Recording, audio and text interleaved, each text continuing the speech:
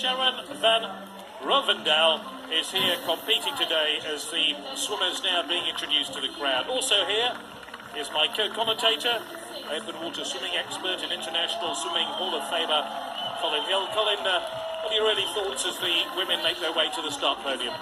Yeah, it's quite an exciting time right now, as we have everyone just on the line up on the pontoon. Confirmation of the numbers then, but this was part of the draw that was made a couple of days ago. I reckon about 5 minutes to go to the start, time of anxiety. Just to run down the rules.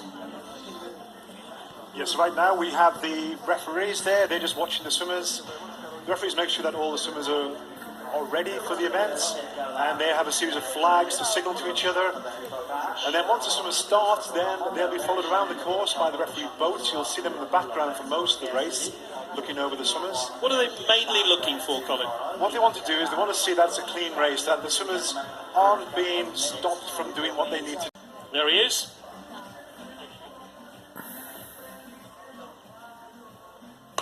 They're underway. The women's 10k race at Lake Balaton in Hungary is started as we look for the leading swimmers to try and get an early advantage. But remember, this is a long, old haul, and the winning time slightly less than 2 hours.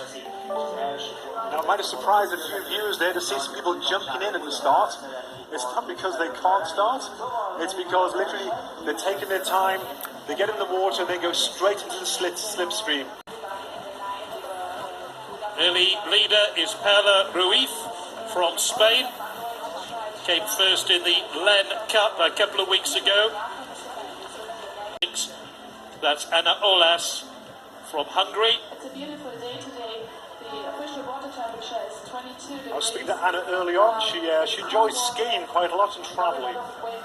And it's a lot of splashing, a lot of vying for position. And Twitchell has pulled alongside and is now vying for the lead. Twitchell, who, as you were saying yesterday, it's not 100% accurate because the transponders don't always work depending on how the swimmers navigate the buoy. Yes, the most accurate timing split we're going to get at the end of each lap when they go under a timing gate. We'll see that later on. But as they go around, now this is where swimmers can make time, and more importantly, they can lose a lot of time here. Often swimmers can get an elbow in the face as they go around the corner. You can see swimmers, they're having to stop, look up, they're swimming over the top of the swimmers. They can't find any water there. Once you get a 90-degree turn in an open water swim event with that amount of swimmers together, that's where it can all change. Well, it suggests the timing gate suggests that Benesova has come from nowhere, the Czech swimmer. Swimmers, we have 2 feed stations today around the course.